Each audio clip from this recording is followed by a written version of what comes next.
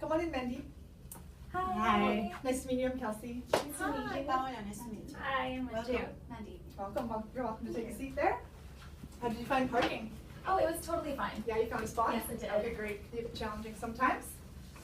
So you've met our panel here. So again, Kelsey, Paola, and Anju. The interview will take approximately 20 minutes, and I'll primarily be taking notes during the interview. And then Paola and Anju will be asking the majority of the questions, but they'll also be taking notes as well. If you do have any need for clarification on any questions or need us to repeat anything, please feel free to ask us at any time. We'd be happy to do that. Did you have any questions before we get started? Oh, no, I don't. No? Okay. So please tell us a bit about yourself. So I recently graduated from Vancouver Hairdressing Academy in December. I have been a full-time student there for 2 years and have had some experience working at salons due to the practicum portion of my school program. I would describe myself as a person with a very versatile skill set. I thrive in team environments. I have worked part-time in customer service, retail industry throughout my schooling at Sephora for a few years. I was working in the hair care section. I'm a very creative, fashion-savvy individual. New trends and hairstyles in the fashion industry have always fascinated me, hence why I decided to pursue hairstyling. Great. And why do you specifically want to work at our salon at Buckley Hair?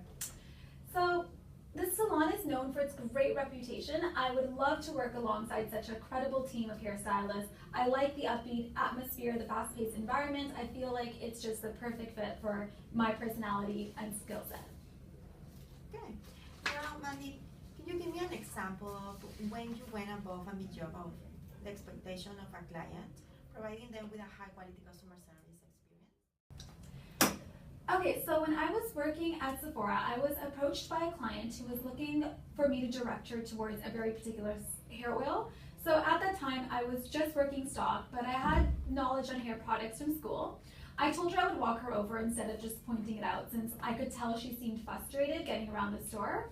So as we walked over, I started to ask her why she was looking for this oil, and she told me she had very, very dry hair. I asked her if she was satisfied with the oil, and she said it was just okay, it just got the job done. So then I started to probe, and I asked her more questions, and I actually discovered that her dry hair was caused by the fact that she washed her hair every single day. So I added a dry shampoo to her basket, gave her a demo on how to use it, and I sent her home with some samples. She was impressed and so thankful that I was able to uncover the underlying reason for her dry hair. It was beyond what she was looking for, and she would come back very often, and I would be the one assisting her. Okay. And now, Mandy, can you tell me, please, about a time when you wish you had treated a customer differently, and why you wished that? So there was one time that I recommended a product to a client that I raved about, and I assured her that it was the only product for her and it would work the best for her. And as we walked over to the shelf, I realized that we were all out of the product and we had no more in stock. Matter of fact, it was discontinued. It was limited edition. So after this point, I made sure that we had products in store before I started to get clients excited about them. The client was very disappointed, but I managed to find her something similar to this product, and we still had a tester for the discontinued product, so she's still left with a little bit of something. Okay, thank you. Okay, so could you please give me an example of when you took actions which were beyond what is normally expected from someone in your position? So, okay, well, at Sephora, we were placed in different positions at work, such as somebody would be working in the makeup section and another in the hair section, such as myself, and we were expected to be experts of our area. However, I have a passion for all things fashion and beauty, so I had a very broad background on a ton of products in the store, things that were outside of my area. So a client came in and the store was busy in all other sections, but my particular section was very slow. I also had 2 other co-workers that were covering my area, and the client had asked for a product in the makeup section. I called out to see if anyone was free in the makeup section, and nobody had responded since they were all tied up with clients. I could tell the client looked like she was in a rush and she was going to leave if she did not get immediate assistance. So I decided I would help her. So I walked over to the other area that she was needing help in, gave her my input, tried a product on her, and she left very happy. As I was doing this, I even cleaned up some of the end caps in the makeup section since all the other girls were very busy. Hair care technically is my responsibility, but I feel like as an employee at Sephora, it was my extended responsibility to help out my team members as I can. That sounded like you handled it really well. Thank you.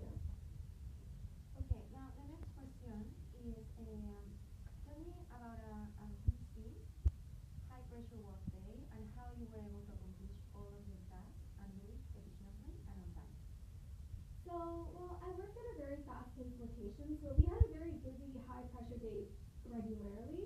But if I were to think of a very particular day, I could think back to Boxing Day. So we had lots of sales going on. There were just customers everywhere. I really had to use my multi-client service skills. So I would be helping 2 to 3 people at once.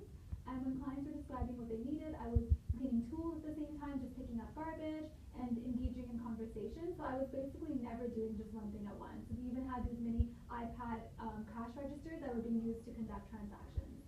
Okay, that was an example. Now, tell me about a time that you struggled to accomplish your work. What happened and how did you react? So, there have been some clients that come in and they're just very needy or just like to come in and talk and really, really demand one-on-one consultations. I've had clients like this and it tends to slow you down on your work and it prevents you from helping others when you're giving just one person undivided attention for long periods of time. I had a client like this a little while back that came in and she continued to talk to me about her personal problems and she needed me to do excessive demos on her, and I did realize that there was a lot of other clients waiting and I had not even set up the end cap for this display that morning. So I started to get a little bit impatient, but then I decided to just communicate to her because she probably did not realize that I had other tasks and duties that I had to do.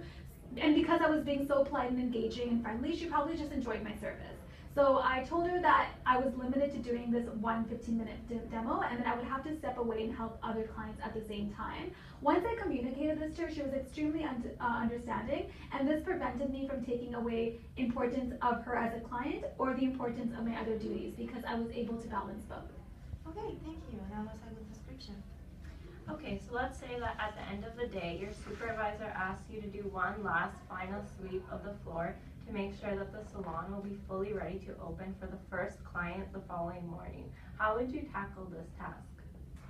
I would do exactly that. I would start from one end of the floor to the other. I would make sure I take my time and make it a thorough sweep. I know towards the end of the day you tend to be tired and you just kind of want to get out and get things done with, but I would make sure that doesn't hinder me from doing a really good and thorough job.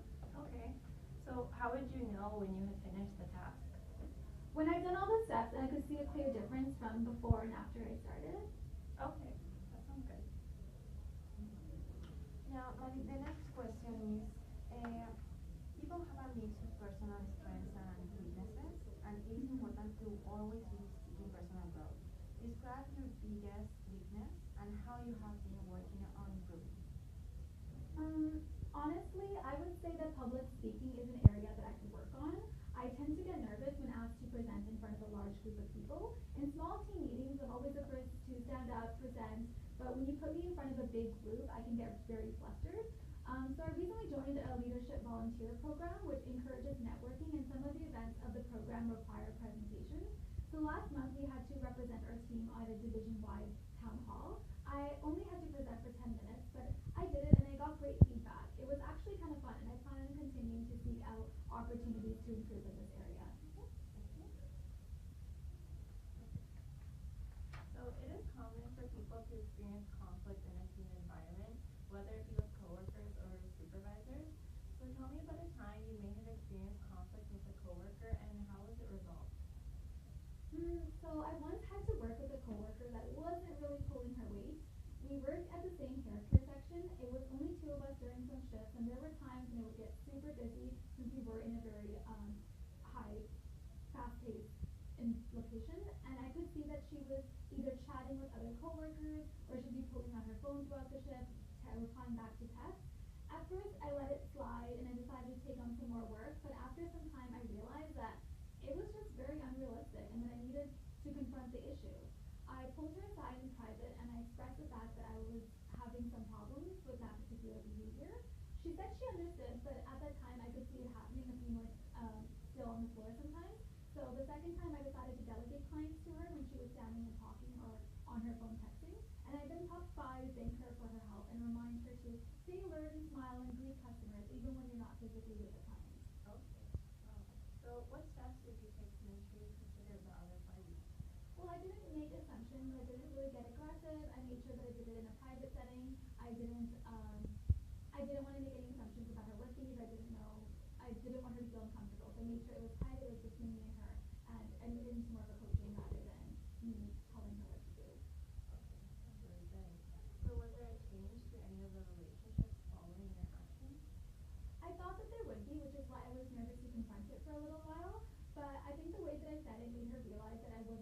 boss her around, but it truly wasn't realistic for me to take on the client. I made sure to thank her and did not treat her any differently, so that made our relationship stronger, if anything, because we were getting complimented on our teamwork and how well we were handling our sections. Awesome that you handled it great. Okay. Now the next question, give me an example of when you found errors in the work. So during my practicum at school, when I was working as a trainee, a customer came in for a blow dry. I wanted to practice my newly acquired skill and I convinced the customer that it would suit her. But when I started it, my supervisor came and suggested a straight flow. I didn't like the idea, however I compiled. When the look was complete, I realized that the outward would have suited the client's face better. So that day onward, I carefully assessed the client's facial features before making a suggestion, and I always suggest what is most suitable for them instead of what I feel like doing.